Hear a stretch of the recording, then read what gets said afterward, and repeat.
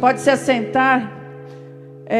Quero com grande prazer que eu apresento o meu amigo, pastor Adenilson, um homem de Deus, que ele vai contar um pouco o testemunho dele, como é que você veio para São Paulo. E logo que ele chegou em São Paulo, nós tivemos o prazer de conhecê-lo, e ele nos apoiou bastante na nossa reunião que nós tínhamos na casa da pastora Márcia.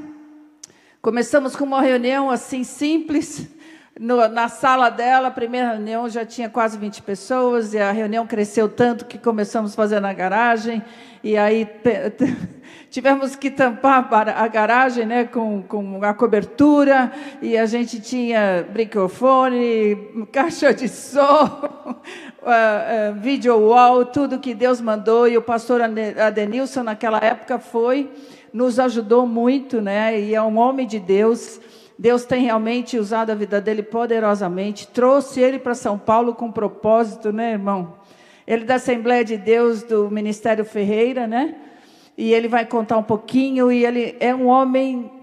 Eu amo a sua vida, da sua esposa, dos seus filhos. Você tem 2, né? Ficou nos 2? Parou nos 2. E... ele é um homem de Deus, e ele tem uma palavra profunda, irmãos. Quando eu pensei, eu falei, quem é que eu posso convidar, né, para vir à igreja? A gente conhece tantas pessoas, e veio no meu coração o seu nome, pastor.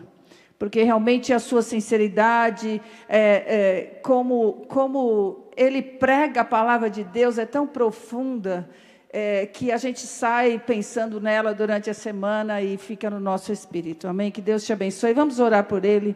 Senhor, nós te agradecemos pelo teu servo. Obrigado por esta noite. Obrigado, Senhor, por cada vida que o Senhor trouxe aqui, Senhor.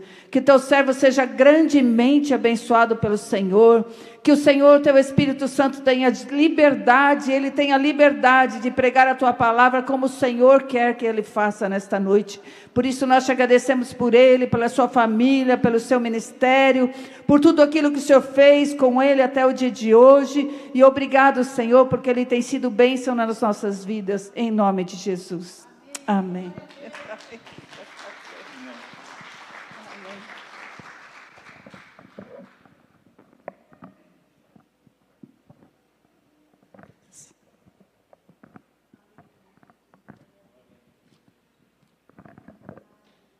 Eu cumprimento os irmãos com a paz do Senhor Jesus.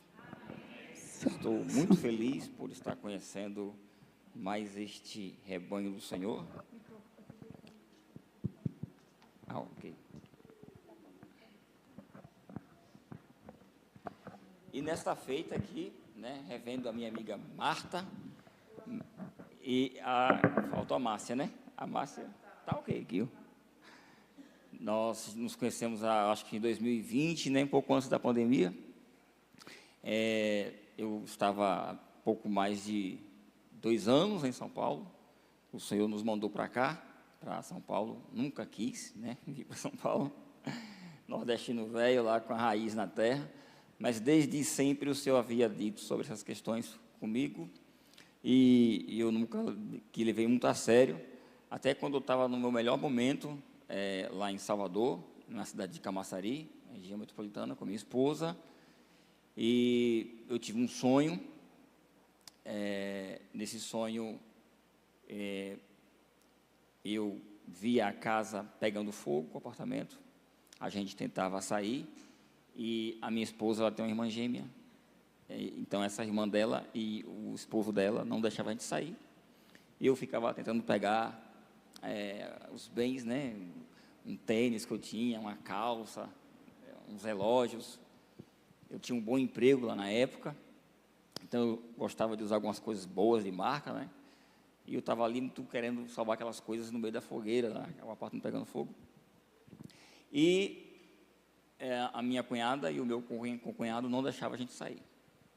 De repente, alguém batia muito forte a porta, e eu abri a porta da sala, né, a porta da frente, e a criança, uma criança loira, pequena, uma menina, bem disposta, bem comunicativa, e ela me pedia para que eu saísse do apartamento, e eu dizia, mas eu preciso salvar algumas coisas ainda. Ela disse, olhe para cima. E quando eu olhava para o telhado, as chamas já tinham tomado conta do do imóvel, e ela dizia, sai agora, você não está vendo que está pegando fogo? Aí eu corria para a cozinha, para ver se aquele fogo era somente na minha casa, ou estava em outras áreas do condomínio, e no lugar da piscina e do estacionamento, eu não via a piscina nem o estacionamento, só uma cidade grande, era noite, e muitas pessoas me chamando, dizendo, vem para cá, passa para o lado de cá, e eu via crianças, idosos, adultos, e aí eu acordava. Só que eu acordava em espírito, eu ainda estava conectado com Deus, e eu falava em línguas estranhas, e eu falava em línguas, perguntando a Deus, eu entendia o que eu estava perguntando, e o Senhor respondia na minha boca em línguas, eu entendia o que Ele respondia, e minha esposa acordou, me viu deitado na cama, com os olhos estatalados, saindo lágrimas que nem torneira aberta, ela assustada, e eu falando em mistério, ela não entendia, só que eu entendia que eu estava perguntando em mistério, e quando eu falava de novo, após a pergunta, era a resposta de Deus. Eu dizia, Senhor, por que a minha casa está pegando fogo? Eu falando em línguas estranhas, eu entendia. E o Senhor dizia assim, um dia eu vou queimar toda a estrutura que a arrogância dos homens construíram. Logicamente que Deus não está condenando ninguém a construir casa, mas Deus está fazendo uma referência ao consumismo, ao materialismo, e como as pessoas estão alienadas de Deus por causa das coisas materiais. E como eu estava naquele momento. E falando um pouco também de um futuro escatológico, porque a Bíblia diz que o Senhor não vai mais destruir a terra com água, mas com fogo. E aí eu dizia, Senhor, e por que a minha cunhada e o meu concunhado não deixava eu sair com a minha esposa? E ele dizia, respondendo na minha boca, porque você está apegado às pessoas desse lugar, e você precisa se desprender delas. E de fato, uma das coisas, a Marta acompanhou, que a gente mais sofreu é quando a gente lembrava da família e dos amigos lá. E depois eu perguntava, Senhor, e quem são aquelas pessoas lá na piscina? Ele dizia, é um lugar para onde você vai fazer minha vontade, pregar a minha palavra. Eles estão te esperando lá. E aí eu dizia, por que eu me empreendia, me detia, salvando aquelas minharias, aquelas bobagens, tênis, calça, eu queria pegar tudo que era de valor meu, pessoal, objetos pessoais. E aí o Senhor dizia assim, você está apegado a bens materiais, se desapegue a eles também.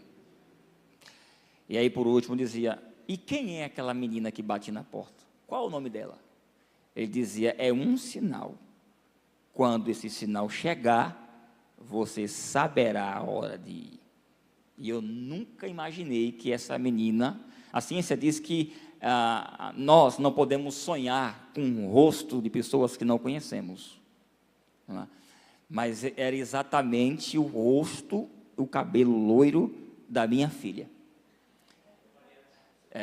Pouco tempo depois eu contei aquele sonho para os amigos da empresa, que eram cristãos e tal, todos ficaram ali estupefatos, mas o fato é que pouco tempo depois a minha esposa ficou grávida, eu fui desligado da empresa, a minha esposa tinha uma loja no centro da cidade, ela começou a dar tudo errado, e eu sei que nós estávamos perdendo quase tudo, de uma hora para outra, a menina nasceu, e eu já tinha esquecido do sonho, passou-se quase 1 ano e meio, 2 anos, e eu fui pregar em algumas capitais do país, de estados, né, de amigos que eu conhecia, da igreja, do ministério, e toda vez que eu chegava nessas cidades, eram cidades que eu tinha apoio, que eu tinha pastores conhecidos, que tinham igrejas para me oferecer para pastorear, ou que tinha agenda para mim, e que me dava apoio moral, psicológico, financeiro, que me dava aconchego. Então, quando eu chegava nesses lugares, eu dizia, é aqui que Deus quer que eu fique. Quando eu chegava em Brasília, eu falei, é aqui. Aí fui em Goiânia, é aqui. E Deus dizia, não. Sempre quando eu chegava lá à noite, antes de pregar, ou de ir para um restaurante com meu amigo, que era o pastor da igreja, eu ia perguntar ao Senhor, é aqui, Senhor, é aqui? Todo ávido. E o Senhor dizia, não, é aqui. Fui em Curitiba, veio um amigo meu, Marcos também, e eu cheguei, passei a tarde lá orando, e o Senhor falou forte no meu coração, também não é aqui. E, inclusive, eu até fiquei meio chateado, porque eu gostava muito de Curitiba, eu chorei, era o único lugar que eu queria ir, que não fosse a Bahia, seria lá. E aí, eu fui de novo em Goiânia, já não perguntei mais a Deus, mas eu fui em Aparecida de Goiás, que é uma cidade relativamente grande, e achava que ia ser lá com meu amigo, o pastor Dori Edson, um pastor de muitos anos, muito meu amigo, que inclusive foi quem fez meu casamento. E ele precisando de um obreiro lá, as igrejinhas pequenininhas. Falei, aqui é pequeno, mas eu tenho um pastor que é meu amigo, o pastor presidente vai me ajudar, nós vamos crescer essa obra aqui, vamos trabalhar. Não era. Aí, na volta, eu fiz uma ponte aqui em São Paulo para ver a minha tia, a irmã da minha mãe. E enquanto o avião sobrevoava Congonhas, o senhor, eu não estava nem perguntando. Eu olhei para baixo, vi aquela imensidão, e meu coração repudiou a cidade, porque a cidade de São Paulo é muito grande, e tudo aqui é difícil, né? Aqui é uma selva de pedra. E eu olhei aquela cidade e repudiei no meu coração, falei, eu não quero morar aqui não, Deus é mais. E nesta hora você falou comigo, é aqui. Eu falei, eu não acredito. Eu não acredito nisso. Isso é coisa da minha cabeça, são vozes da minha cabeça. Quando as coisas de Deus para nós são convenientes, a gente toma posse até antes da hora, mas quando não são, nós gostamos muito de resistir. E aí eu falei, pois eu quero um sinal. E aí a aeromoça, que elas não conhecem o nosso nome, né? A não ser que pegue a bagagem, mas ela não conhece o nome dos passageiros. Ela chegou perto de mim e falou assim, senhor Denilson, eu olhei para ela, é aqui que o senhor fica, viu? Aí eu parei assim, olhando para ela, e ela só disse isso e seguiu. Aí antes dela entrar na cortina, para entrar naqueles lugares onde eles ficam lá, né? Guardando as coisas. Aí ela, antes de fechar a cortina, olhou para mim e fez assim, ó. Era uma serva do Senhor que estava trabalhando como aeromoça lá na aviação, na companhia aérea, trabalhando, mas o Senhor falou assim, agora faz aqui 1 hora para o meu reino, vai falar com o meu servo lá. E aí eu saí do aeroporto chorando, mas aí ao longo dos anos eu fui conhecendo amigos, irmãos em Cristo, principalmente mulheres que me ajudaram muito no meu ministério, junto com a minha esposa. Essas irmãs foram imprescindíveis, a irmã Marta, a Márcia, a irmã Leila, que fizeram surpresas aí do chá de bebê, nós não tínhamos nada, e eu poderia contar inúmeras experiências aqui para vocês, mas eu vou me ater à palavra. Eu vou me encerrar apenas citando mais uma, bem pequenininha. Como eu não era famoso, e não sou famoso, também não busco ser, eu não pregava por fama, era só quando alguém me conhecia. Então, quando acontecer de ter uma agenda, e eu não vivo só de pregação, eu trabalho, tá, irmãos? Sempre procurei trabalhar, até hoje agora estou trabalhando, por exemplo, dando aula, sou professor de História na Prefeitura de São Paulo, mas na época eu estava sem nada, tinha acabado de chegar, então eu ganhava algumas ofertas e eu comprava carne. Eu acabei alugando um apartamento com o dinheiro do carro que eu tinha, que eu vendi esse carro, para manter esse apartamento, e a família ficou indignada. Como é que você vai para São Paulo, não tem proposta de emprego, não tem nenhuma igreja para receber, você vai vender seu carro para alugar um apartamento, sem ter emprego. Eu fiquei 3 meses na casa da minha tia, saí e aluguei esse apartamento com o dinheiro do carro que eu vendi, paguei a passagem da esposa e da menina, já falando, ela é falante, né? A Marta conhece, a Elizabeth é falante. E aí, quando ganhava oferta, eu comprava carne, mesmo tendo carne na geladeira. E um dia, eu ganhei uma oferta numa igreja, e eu falei, vou comprar, já estava imaginando o que eu ia fazer com aquela oferta, vou comprar aqui uns quilos de carne. E aí, não sei se a minha Marta lembra, que ela doava para a gente uns pacotão de arroz de 5 quilos. E aqueles arroz ali a gente comia bastante. E aí nós tínhamos recebido bastante, então já tinha no armário. E não tínhamos onde colocar, colocamos 2 sacos de arroz no chão da cozinha, no canto do armário. E o Senhor falou comigo, não compre a carne, compre o vestido da sua filha. Bem forte no meu coração, eu falei, mais uma vez é voz da minha cabeça. Eu vou comprar vestido para a menina e ela com a barriga vazia. Tem que ter carne em casa, nordestino velho, tem que ter carne para comer. Negócio de roupa. E eu não comprei o vestido. Eu me lembro como hoje, comprei 1,5 kg de bisteca e 1,5 kg de carne, colchão mole. E botei em cima da pia e fui para a sala da cozinha assistir um jornal. De repente eu estou vendo um negócio mastigando. Aí eu corri para a cozinha, tinham 3 gatos devorando minha carne e minha bisteca. Eu peguei a vassoura com tanta raiva para matar esses gatos. Deus me perdoe. Queria era machucar aqueles gatos, que eles estavam comendo o suor do meu trabalho, da minha pregação, da minha oferta. E os gatos pularam pela janela, o apartamento era térreo, um térreo que era quase que subterrâneo. porque tinha o térreo que era o primeiro andar e o térreo mesmo era abaixo do estacionamento. E aí esses gatos pularam, cada um levando um pedaço de carne na boca. E o último gato parou, parece que foi, não parece não, Deus o mandou mesmo. Ele parou na janela antes de dar o último pulo para fora, com a boca cheia de carne pendurada, olhou para mim como disse, está vendo, miserável, que você não quis ouvir a voz de Deus? Ele mandou eu vir aqui comer sua carne.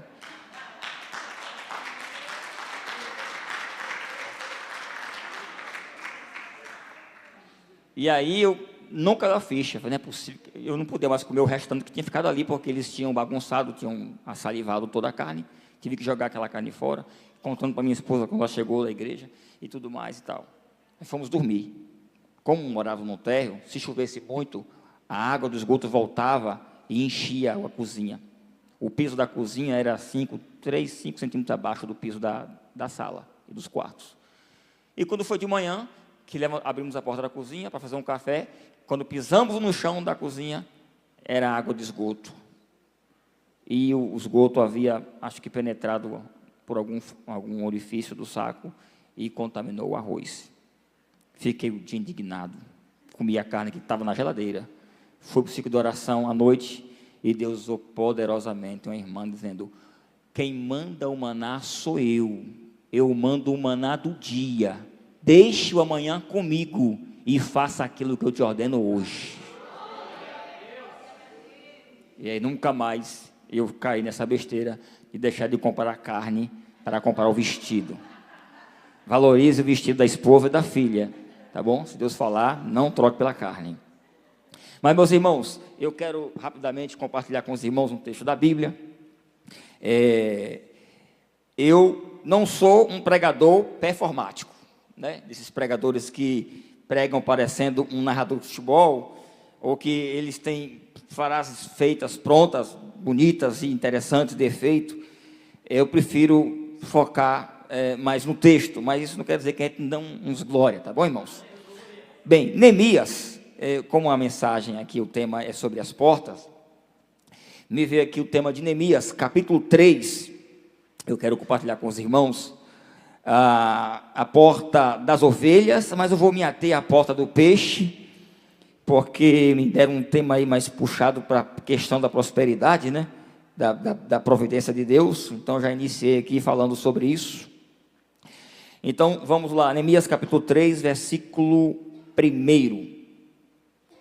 E levantou-se Elisaíbe, o sumo sacerdote, com os seus irmãos, os sacerdotes, edificaram a porta do gado, a qual consagraram e levantaram as suas portas, e até a torre de Mea consagraram, e até a torre de Ananel. E junto a ele edificaram os homens de Jericó, também ao seu lado edificou Zacur, filho de Inri. E a porta do peixe edificaram os filhos de Razenaá, a qual amadeiraram e levantaram as suas portas com as suas fechaduras e os seus ferrolhos. E ao seu lado reparou a Meremote, filho de Urias, filho de Cous. E ao seu lado reparou Mesulão, filho de Berequias, filho de Macezabel. E ao seu lado reparou Zadok, filho de Baaná.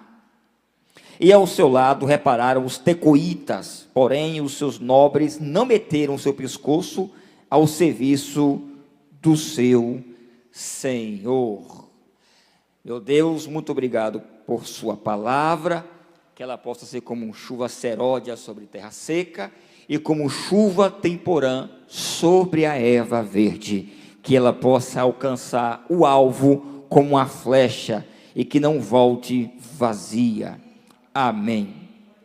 Meus irmãos, lendo esses nomes aqui, né, bem atípico para nós, nomes bem singulares, esses nomes antigos hebraicos, transliterados para o português, nos soa um pouco diferente do que estamos acostumados, habituados a ouvir entre os nossos compatriotas de nosso idioma, mas o interessante é que existe uma lição muito poderosa em um autor querer registrar o nome desses homens que trabalharam aqui, esses chefes de família, porque você lê e esses nomes parecem distantes da nossa realidade, mas existe uma lição maravilhosa para que esses nomes estão aqui colocados, arrolados. E a lição é o seguinte, é que Deus quis que os nomes deles estivessem aqui como memória, como uma espécie de homenagem a eles, de reconhecimento pelo trabalho prestado, de forma que para nós parece algo distante, inócuo, mas o fato é que Deus faz questão de registrar os nomes das pessoas que trabalham na obra dele. Mesmo que esses nomes não pareçam conhecido ou próximo da sua realidade, a ideia de Deus não é essa. A ideia de Deus é mostrar que não existe ninguém que faça algo para ele que ele não tome nota. Assim como esse autor, inspirado pelo Espírito Santo, registra o nome desses homens, apenas registrando, dizendo que eles trabalharam, que eles cooperaram, mas ninguém sabe exatamente o que fizeram. Mas os nomes deles estão aqui, porque eles foram chamados. E na hora de colocar na história a construção dos muros da cidade de Jerusalém, com as suas 12 portas, os nomes deles tiveram que ser anotados. Talvez nós estamos perdendo tempo demais, preocupados se alguém está anotando o nosso nome, ou está vendo o nosso trabalho no reino de Deus, e quando isso não ocorre, nos frustramos. Então Deus tem uma palavra para o seu coração nessa noite. Não se preocupe se alguém esqueceu o seu nome. Deus tomou nota, e tudo que você faz para o reino dele não ficará no esquecimento. Aleluia! Glória a Jesus. E aqui nós temos duas coisas interessantes. Primeiro, nós temos duas torres, né? A torre de Mea e a torre de Ananel. Nós temos também aqui a porta das ovelhas. Essa porta tinha esse nome porque ali o sacerdote fazia a expedição, a vistoria das ovelhas, né, do gado miúdo, pequeno, que era entregue no templo para ser oferecido. Então eles restauraram essa porta. Essa porta precisava ser restaurada para que as ovelhas entrassem por ali e elas passassem pela expedição para seguir para o sacrifício, pois essas ovelhas representavam o sacrifício de Jesus, né? E nós lemos assim porque acreditamos na continuidade da revelação progressiva de Deus, quando se encerra o Antigo Testamento, e no Novo Testamento nós vamos ver ali tudo que o Velho Testamento apontava acontecendo, se cumprindo no Messias, que é Cristo.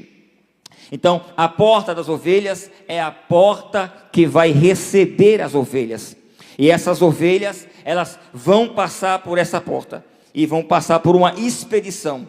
Essa porta precisava ser restaurada, porque é a porta que vai guardar, que vai receber as ovelhas que entram ali. E nós temos no Novo Testamento, os autores, até o próprio Cristo, fazendo referência sobre aqueles que foram salvos, aqueles que foram comprados, aqueles que foram resgatados pela graça de Deus, pela sua palavra, pelo seu evangelho, pelo seu sangue, para serem tidos como ovelhas em seu pasto. O próprio Jesus fazendo referência sobre ovelhas como aqueles que estão em Cristo, ou que estão no seu reino, ou fazem parte da sua igreja, ele pregando aos judeus. Os judeus achavam que somente eles seriam ovelhas, e Jesus disse: epa, peraí, ainda existem outras ovelhas, que eu não guardei nesse aprisco, mas que eu vou chamá-las. Então Jesus estava falando sobre até os gentios, né, de forma indiscriminada, povos, tribos e nações seriam também chamados, resgatados, e como ovelhas fariam parte do aprisco de Jesus. Portanto, esta é a porta das ovelhas, que nos arremete, que indica a porta da salvação, a porta daqueles que entram por Cristo e encontram segurança. Do lado dessa porta, você tinha uma torre chamada de Torre de Mea. Essa torre, a tradução Mea quer dizer a Torre do 100. E inclusive Jesus futuramente fará uma parábola sobre as 100 ovelhas, e do pastor que guarda as 99 e vai buscar a que se perdeu. Por isso que essa torre ficou muito famosa, porque essa torre ficava do lado da porta das ovelhas, e caso o pastor precisasse buscar alguma outra ovelha, ele poderia deixar o seu rebanho ali, pois existia uma torre de vigia, né? Essa é a torre dos 100, provavelmente dedicada a 100 homens que trabalharam para erguer aquela torre. E essa torre tinha um destacamento, uma guarnição de pessoas que supervisionavam. Essa torre não estava do lado da porta das ovelhas em vão, ela estava ali para proteger as ovelhas. Mas do outro lado nós temos a outra porta, paralelo à porta das ovelhas. Você tem a torre, a porta das ovelhas, depois do outro lado a torre do peixe, conforme nós lemos aqui no versículo 3, e uma torre que é mencionada no versículo 1, sobe do lado da torre do peixe, que é a torre de Hananel, e Hananel quer dizer, Hana quer dizer graça, e El quer dizer Deus. Então essa torre que chamam de Hananel, que é uma referência à graça de Deus, ou Deus gracioso, é a torre que pega os peixes, que recebe os peixes. E os peixes no Novo Testamento vai adquirir uma conotação de almas que estão no mundo. Não é à toa que boa parte dos apóstolos de Jesus eram do ofício de pescadores, da pescaria. A Bíblia diz que Pedro, André, né, e os demais outros discípulos, eles viviam da pesca. Nós temos ali também outros discípulos em Mateus e Marcos 4,18, Mateus 4,21, Jesus chama pelo menos 4 discípulos de uma vez só, e todos eles estão ali pescando, e ele inclusive faz uma referência a peixes com relação a almas, né? Quando ele diz a Pedro, olha Pedro, me segue, e você vai ser agora pescador de homens, de almas, e não mais de peixe. Então, se ovelhas representam aqueles que foram salvos e estão guardados, sendo vigiados, protegidos pela torre de Mea, nós temos aqui a referência dos peixes como pessoas que são tiradas do mundo, que são resgatadas do mundo. E aí nós temos a torre que faz o resgate, que acompanha a pescaria, para que os peixes pudessem entrar por essa porta, porque os peixes eram extremamente consumidos, e eles eram um pouco mais em conta, mais barato do que a carne do carneiro. Então essa porta do peixe era a porta do comércio, e recebia muito peixe, os peixes que eram tirados do mar Mediterrâneo, do mar da Galileia, de outros mares ali próximo, e eram levados a Jerusalém, e passavam por essa torre, por essa porta, e vigiado pela torre. Então nós temos aqui 2 lições maravilhosas desses textos, que falam de 2 portas, uma das ovelhas, do gado miúdo, que são protegidas, e uma outra do peixe, dos que são retirados, tirados das águas, e são trazidos, né, por essa torre, que é a torre de Hananel, que faz ali o resgate, que é uma ideia daqueles que estão olhando, supervisionando os que vêm trazendo os peixes do mar. Então essas 2 torres, não sei se você já entendeu, né? Uma torre é a torre que protege as ovelhas, a outra torre é a torre que resgata os peixes. Na Bíblia, o mar faz uma referência às nações, ao mundo, e os peixes, às almas que estão lá perdidas.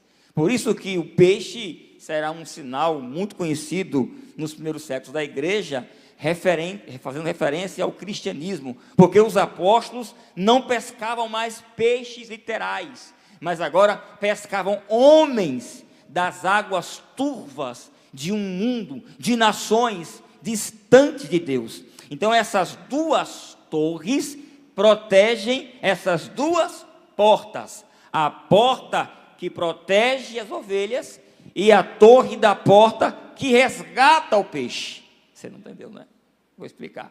Não adianta resgatar peixes, trazer pessoas do mundo para passar pela porta do resgate, se não existe uma torre que protege aquela alma quando ela é extraída do mundo.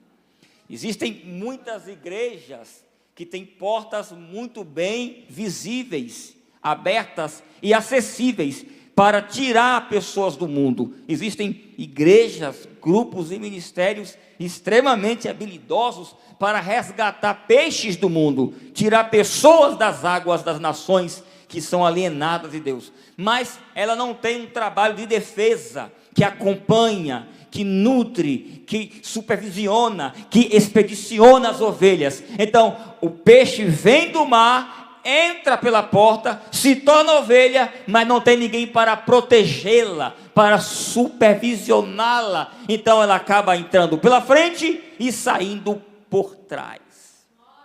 É necessário que a igreja mantenha as duas portas abertas. A porta que protege, mas também a porta que resgata. E para que as portas funcionem bem, é necessário que as torres estejam conectadas e acompanhando o trabalho.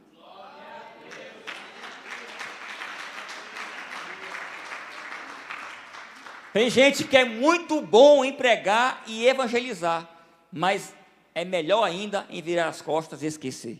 A igreja precisa tanto pregar, como uma vez que a alma se converte e se torna ovelha do aprisco, precisar ser assistida, acompanhada, supervisionada, para que ela possa continuar no aprisco. Não adianta ter torre que resgata, que pesca, que prega, que evangeliza, se não tem a torre que vigia, que protege, que assiste as ovelhas. E as portas podem estar abertas, mas elas não serão eficazes se elas não tiverem conexão. Meu irmão, talvez você não seja do grupo dos que protege. Talvez você não seja daqueles que supervisiona, que assiste, que tem um trabalho de assistência. Mas você é daqueles que prega, que evangeliza. Daí nós temos a multiforma e sabedoria da graça de Deus. Um prega, um evangeliza, um planta, o outro rega, mas é Deus quem dá o crescimento. Com isso, você precisa aprender uma coisa: você aqui não é polivalente, cada um tem uma vocação, mas o é necessário, é importante que mantenhamos a conexão para que a obra prospere. Não queira ser o que canta, o que prega, o que evangeliza, o que unge, o que ora, o que visita. Cada um faz aquilo que está ao seu alcance, mas estamos intrinsecamente em comunhão, ligados, e a obra de Deus acontece. Portanto, o peixe é uma referência às almas que são resgatadas, às almas que foram tiradas do mundo. E as ovelhas, uma vez que o crente se converte, ele passa a conviver no aprisco do Senhor. Bem, está explicada essa parte. Mas como a porta é a porta da prosperidade, o que tem a ver isso aí, irmão Denilson? É que a porta do peixe, e é nela que eu quero me atentar, ela é uma porta dual. Ela tem uma dualidade. Ela tem duas facetas. Se ela é a porta do ministério, a porta do evangelismo, a porta que resgata os peixes, essa porta é a única porta das 12 portas da cidade que comercializa, porque esses peixes eram vendidos. Portanto, a porta do peixe, ela tem um duplo sentido. O texto é análogo. Ele fala tanto das almas, tanto da ideia de evangelizar, de fazer a obra de Deus pregando, sendo testemunha, pescando literalmente homens para Deus, mas também essa porta nos dá a ideia do trabalho, da vida secular, do dinheiro, da prosperidade, do sustento. E aqui fica uma grande pergunta que eu tenho acompanhado já, desde criança na igreja, e vendo. Existe uma dificuldade dos cristãos em trabalhar essas duas coisas. Ou é bom em uma e deixa a desejar na outra, ou é boa na outra e deixa a desejar nenhuma. Porque muitos crentes erroneamente entendem que só faz a obra de Deus quem está com o microfone na mão. Que só está fazendo a obra de Deus quem é um pastor da igreja, Ou quem é um missionário de carteirinha? Sim, esses também estão fazendo a obra de Deus. Mas criou-se uma ideia que a vida secular, que trabalhar, que prosperar, é uma coisa boa, mas não é espiritual e que não traz edificação, porque o trabalho é uma coisa mundana, do homem, uma coisa do mundo, do dia a dia, da vida secular, e não é uma coisa espiritual. Quando você está construindo uma parede, fazendo o pão, pintando uma parede, advogando ou dirigindo um ônibus, seja qual for a sua função, você necessariamente não está fazendo a obra de Deus, você está trabalhando, é honesto, mas não, quem está pregando para multidões, ou dirigindo uma congregação, esse sim trabalha. Essa é uma ideia equivocada, construída na Idade Média, e ensinada pela Igreja Católica, de que o trabalho é uma coisa mundana, e que ela não poderia ser realizada por aqueles que estão próximos de Deus. Por isso que na Idade Média, somente os camponeses trabalhavam, os reis, a classe nobre, não podia trabalhar, porque eles eram os representantes da igreja para administrar a humanidade. E os bispos, o clérigo, a igreja católica, não trabalhava, os seus ministros, porque eles eram os representantes de Deus na terra. O rei, o representante de Deus na administração. E o Papa, os seus bispos, os representantes de Deus na parte eclesiástica, a parte espiritual. Tamanha foi sedimentado essa ideia na mentalidade desses homens, que surgiram os monastérios, tanto de monges e de freiras, que era uma ideia de ficar recluso, viver somente para Deus, cantando, orando e lendo, e a vida secular era uma coisa tida como maldição, é a maldição de Adão. Existe um texto que foi muito usado por eles, que retrata a ideia do trabalho como uma vida de ócio, né? Adão tinha uma plena comunhão com Deus, então ele não trabalhava. Vamos ler o texto, Gênesis capítulo 2, versículo 8, se alguém puder pôr aí para a gente ler, só o versículo 8 e o versículo 9 do capítulo 2 de Gênesis, eu tenho aqui.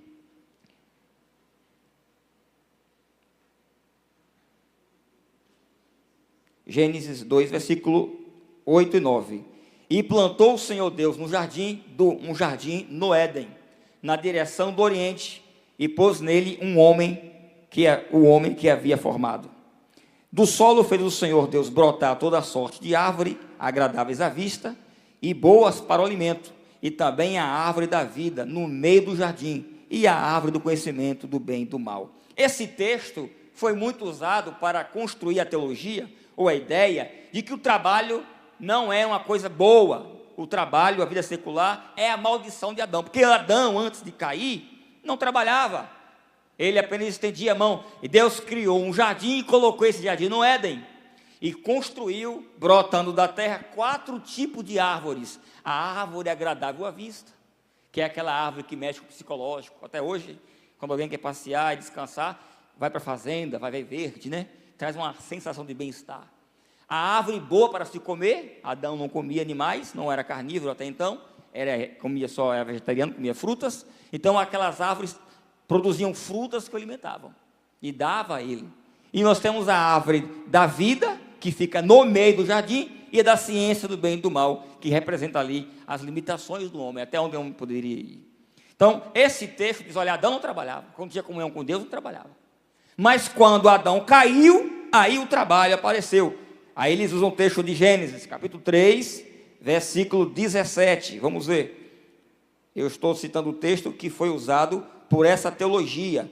Capítulo 3, versículo 17.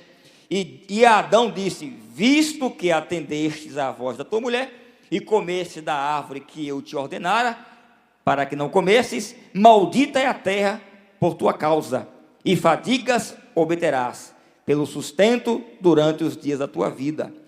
A terra produzirá cardos, abrolhos e espinhos, e tu comerás a erva do campo. O versículo 19 diz, no suor do teu rosto comerás o teu pão, até que tornes a terra, pois dela fostes formado, porque tu és pó e ao pó tornarás. Aí esses teólogos usavam esse texto para dizer, está vendo que o trabalho é ruim? Adão perdeu a comunhão com Deus, agora ele precisa se matar para trabalhar. De fato, o pecado trouxe um desequilíbrio na criação. E a terra tornou-se hostil ao homem. E o homem agora precisa trabalhar de forma dificultosa. O trabalho já existia, mas o pecado trouxe um desprazer.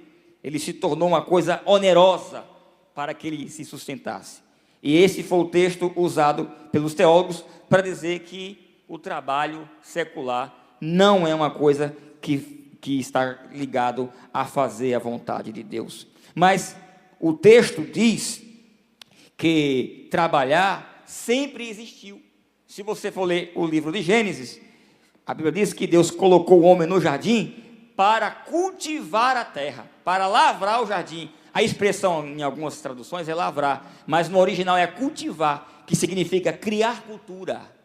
Adão poderia modificar o ambiente e construir civilização, cultura, civilização, construir, povoar a terra. Isso daria muito trabalho, ideias, construção, envolvimento. Então Adão nunca ficou sem trabalho.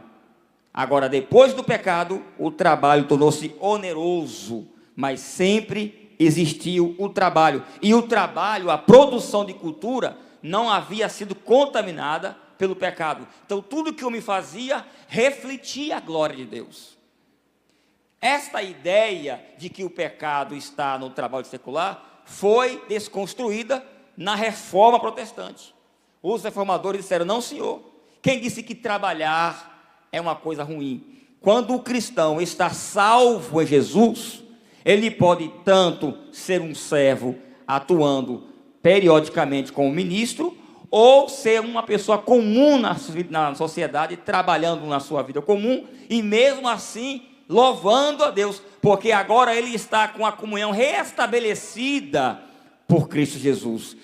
Então, se ele está em Cristo, tudo que ele fizer é para a glória de Deus.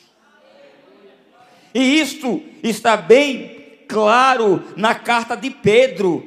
Vamos agora desconstruir essa doutrina de que o trabalho, de que a porta da prosperidade não é uma coisa divina. Veja o que o apóstolo Pedro diz na sua primeira epístola, no capítulo 4 e o versículo 10. O apóstolo Pedro concorda com a ideia dos reformadores de que o trabalho dignifica o homem, mas também glorifica a Deus. Primeira carta de Pedro, capítulo 4 e o versículo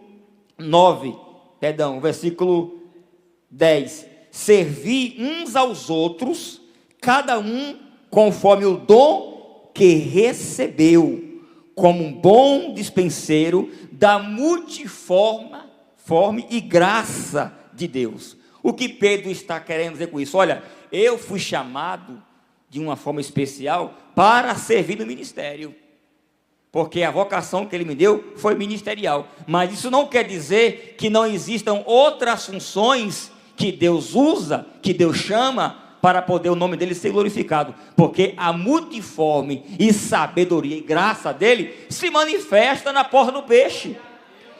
Quando o cristão está em Cristo, tudo que ele faz é para a glória de Deus, reflete a glória de Deus e impacta a sociedade.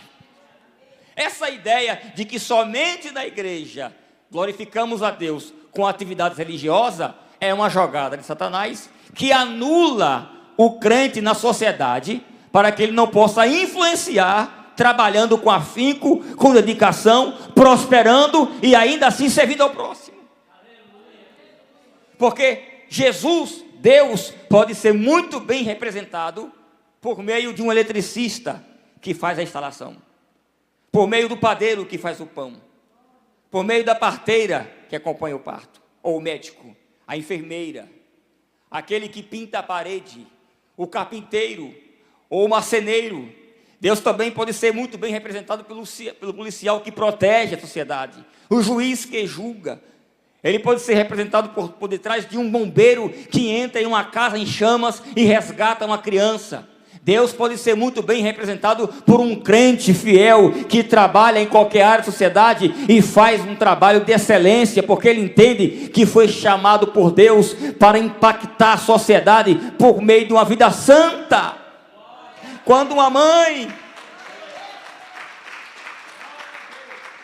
que vira à noite amamentando o seu filho, Tudo isso reflete e glorifica a Deus para uma sociedade caída que perdeu a comunhão. Jesus está dizendo assim: olha, lá no Éden você podia trabalhar e o seu trabalho glorificava a Deus.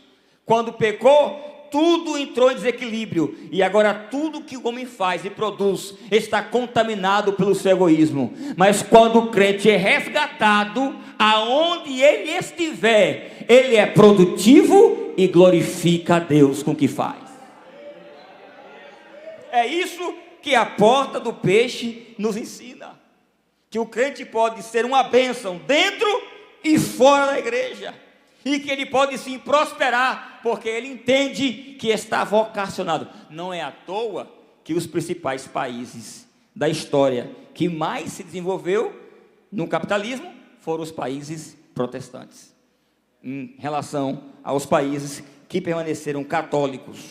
Mas olha que coisa interessante, estes homens que reconstruíram os muros da cidade sabiam disso, mas existiam algumas pessoas que não entendiam que todos nós glorificamos a Deus independente da função. Tem gente que acha que só glorifica a Deus se tiver em posição de destaque. Se tirar a posição dele, não sobra nada. Se tirar a cadeira de comando dele, não sobra nada dele, porque ele não está ali para servir a sociedade, o próximo, e glorificar a Deus. Ele está ali por um fim em si mesmo, por um propósito pessoal. Mas existe um texto aqui, muito claro, que mostra uma galera, um povo, que não é nobre, mas que é dedicado. O texto 5 diz: e ao seu lado repararam os tecoitas, porém os seus nobres não meteram o pescoço ao serviço do seu senhor. A expressão meter o pescoço é, eles não se envolveram.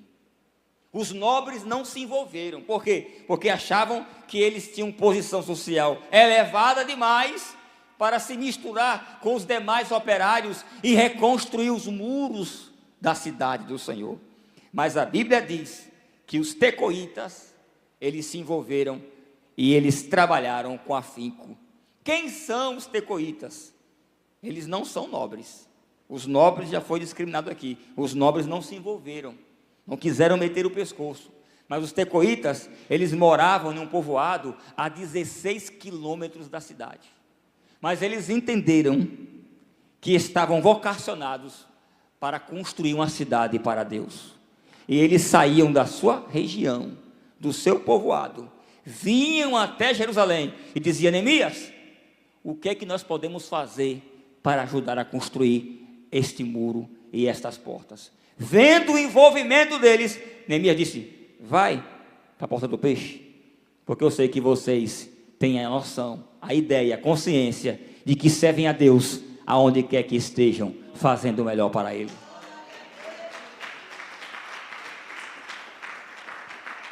O que adianta ter título se é inútil no reino de Deus? O que adianta gozar de posições, gozar de influência, ter até um nome, e um nome no meio, mas viver de histórias passadas? Na minha época eu fazia isso.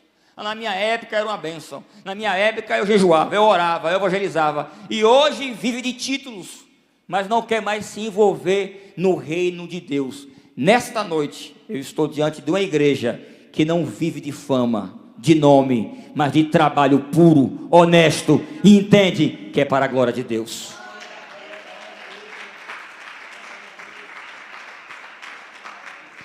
Deus sempre levanta quem não é, para confundir quem é.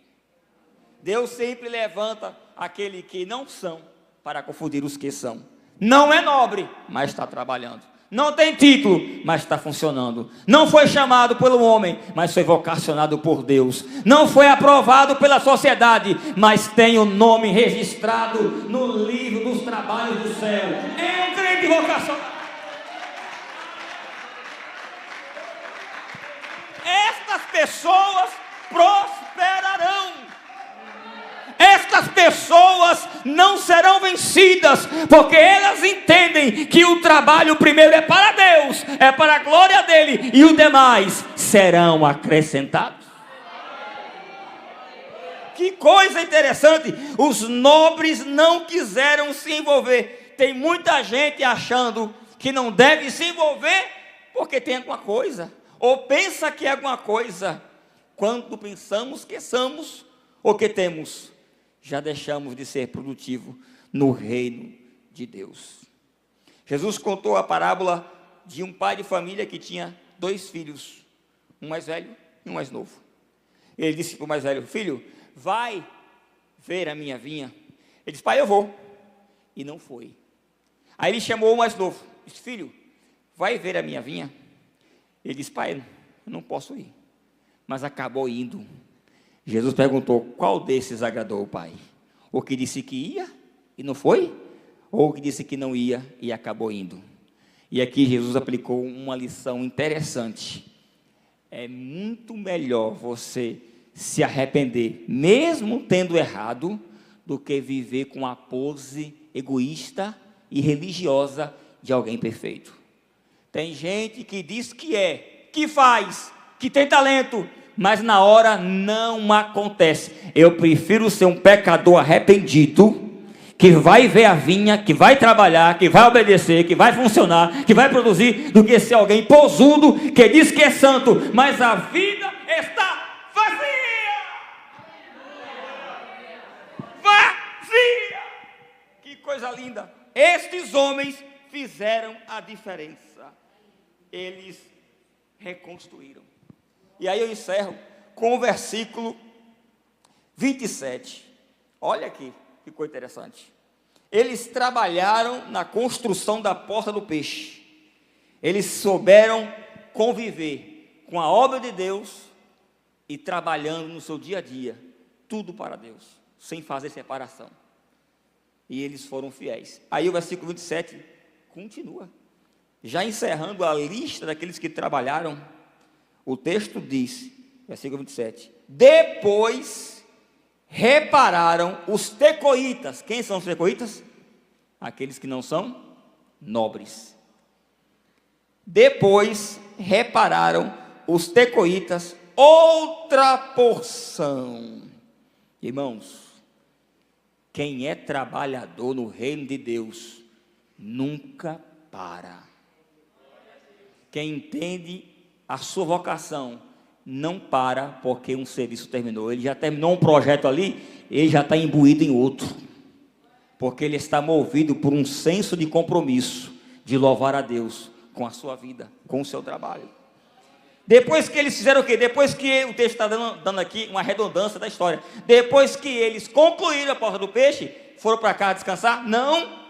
Não, porque o nosso descanso não é aqui. Enquanto estivermos aqui nessa terra, precisamos ter a noção que nosso trabalho para glorificar a Deus nunca acaba.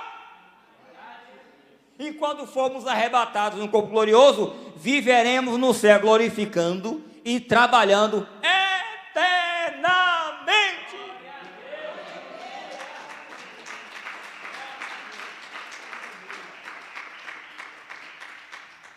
Depois repararam os tecoítas outra porção. Que porção?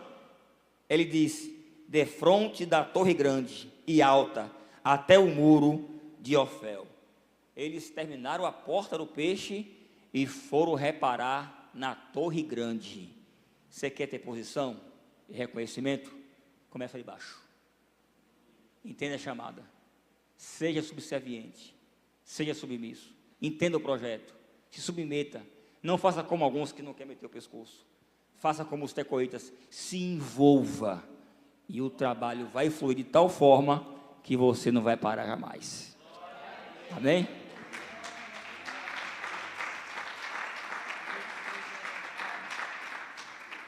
Quem tem chamada nunca para. Começa uma coisa, concluiu, e Deus já chama ele para outra.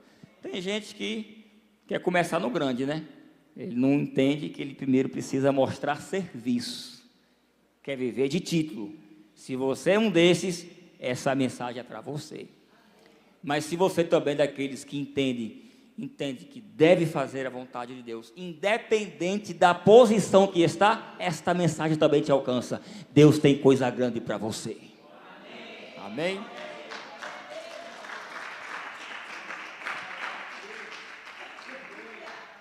Que Deus em Cristo possa abençoar todos vocês. Vamos fazer uma breve oração, irmãos? Eu gostaria de dizer a você o seguinte: você que acha, por algum motivo, que está inútil no reino de Deus, que não foi chamado, que não tem um título, e que acha que sua função é muito pequena, que não merece reconhecimento, assim como esses nomes que você não conhece, estão naquele livro, o seu está no livro das obras de Deus.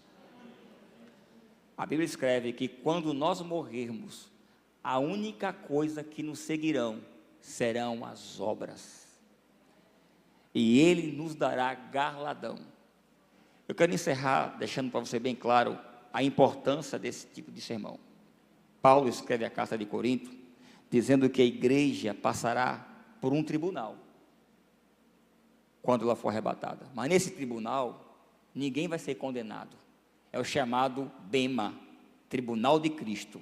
Existem dois tribunais, o trono branco e o Bema. O trono branco serão sentenciados todas as gentes que se esqueceram de Deus, as nações, os peixes que não foram pescados. Mas no Bema, que é o tribunal de Cristo, a igreja vai ser julgada, mas ninguém vai ser condenado. O que é que vai ser julgado lá? As obras. E Paulo fala sobre 6 tipos de obra: obra de madeira, obra de palha, obra de feno, obra de ouro, obra de prata e pedras preciosas. Madeira, palha e feno vai ser colocado no fogo, e o fogo vai queimar. Paulo está dizendo que, se você for ler o Velho Testamento, você vai descobrir que madeira está falando de homem, de trabalhos humanos, feno e palha também. Então, existe muita gente que é um verdadeiro ativista religioso. Ele não é uma pessoa que está imbuído de uma vocação e faz para a glória de Deus. Ele faz por questões religiosas, pessoais, por pretensões pessoais. Estas obras, embora sejam religiosas, com o nome de que é para Deus, Deus sabe que o coração daquela pessoa não está ali para glorificar a Deus, mas para ganhar um bem próprio. É um fim em si mesmo. Serão salvos? Serão, mas ninguém engana Jesus. Tu estava lá no culto, dirigiu, pregou, cantou, mas a sua motivação não era me glorificar. Está salvo, me dá suas obras aqui, coloca no fogo e o fogo vai queimar. Agora, as outras 3 obras são as obras que o crente deve se envolver. A obra de prata, se você pegar a prata e botar no fogo, ela derrete, mas não consome. E quanto mais fogo a prata passa, mais prata ela fica. A prata era o material, era o elemento usado para comprar o escravo. As obras de prata são tudo aquilo que fazemos aqui para comprar escravos, para salvar as almas que estão debaixo das garras de Satanás. Tudo o que fizermos que envolva a salvação de pessoas são obras de prata. O que é obra de ouro? O ouro era o presente que se dava aos reis. Tudo que você faz, que faz com que as pessoas glorifiquem a Deus, são obras de ouro. Quando você é um exemplo da sociedade e vive de forma como diz a palavra, a sociedade olha para você e diz: é uma serva de Deus, quero ser como fulana. Se um dia eu for cristão, quero ser como ciclano. As pessoas glorificam a Deus quando vê que tipo de vida você vive, as obras que você apresenta. Estas obras serão colocadas no fogo, e o ouro, quanto mais fogo passa, mais puro ele fica, não vai ser consumido. E o que é as obras de pedra preciosa? São dons e talentos. Todos nós temos algum, mas nem todos possivelmente devem estar usando. Desenterra esse talento, essa pedra preciosa, porque o Senhor irá cobrar no tribunal de Cristo. Amém? Que Deus em Cristo vos abençoe. Glorioso Deus e Pai, aqui está a sua igreja, Senhor, que restaura, por meio dessa palavra, a porta do peixe e a porta das ovelhas. Que essa igreja seja uma igreja que salva, que pesca os peixes, mas que também protege, acolhe, retém, mantém o rebanho unido. Senhor, que o Senhor possa edificar as torres que estão do lado dessas portas, Que o Senhor possa abençoar as pessoas que ouviram essa mensagem, e elas possam ser levantadas pelo Teu Espírito Santo, para que elas destemidamente possam continuar realizando o trabalho para o qual elas foram vocacionadas. Não deixe que Satanás as impeça, não deixe que o diabo possa bloqueá-las. Senhor, que o Senhor possa abençoar os Teus filhos. Quebra e joga por terra todas as amarras que as impedem de exercer um trabalho de excelência para o Seu reino. Que essa igreja possa crescer, prosperar com as duas portas: a que pesca e a que protege, a que ganha e a que segura, a que salva e a que edifica, para a glória do Teu nome. Amém. Deus em Cristo abençoe.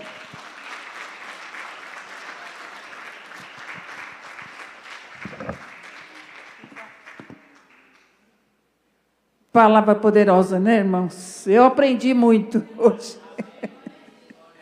Muito obrigado, viu, pastor? Muito obrigado por ter vindo. Meu amigo, né? Família dele também. Queremos que Deus abençoe grandemente sua vida, né? Cada dia mais. Ele é um professor, sabe? Ele é um professor de Bíblia. Ele conta assim, quando ele prega assim, para mim é uma aula de pós-graduação. E que eu, conversando com ele, vou conversar com o apóstolo, pelo menos dele voltar algumas vezes para cá também. Eu sei que ele tem compromissos, né? Mas eu sei que ele ama a nossa vida, tem igreja lá. Mas que vamos estender as mãos e abençoar a vida dele. Obrigado, Deus, por essa noite. Obrigado, Senhor, por essas palavras que agitou o nosso coração, nos mostrou, ó Deus, o quanto, Senhor, é importante que estejamos trabalhando na Tua obra, Senhor, e que realmente essa campanha da chave não só possa abrir portas espirituais, mas portas ministeriais na Tua casa, cada um dentro do seu dom, do seu talento, da graça do Senhor sobre nós, ó Pai. Fazemos tudo isso para a honra e glória do Teu nome, Senhor. Leva-nos, Senhor, debaixo da Tua proteção e da Tua graça, e que Teu servo, Senhor, possa levar também, Senhor, o seu coração. Ó Deus querido, tudo aquilo que ele precisa e necessita, sua família, tudo aquilo que o Senhor tem ministrado na vida dele, Senhor, que os seus caminhos sejam prósperos, que, Senhor, a sua família seja abençoada, o seu ministério possa, Senhor, fluir como águas vivas, vinda do trono do Senhor sobre eles, Pai. Obrigado por tudo, Senhor. Cada pessoa que saia daqui, Senhor, saia abençoada. Saia, Senhor, com essa palavra no coração e que frutifique e que dê frutos para a vida eterna, em nome de Jesus. Amém. Deus abençoe. Quem precisar de oração, nós vamos estar aqui na frente.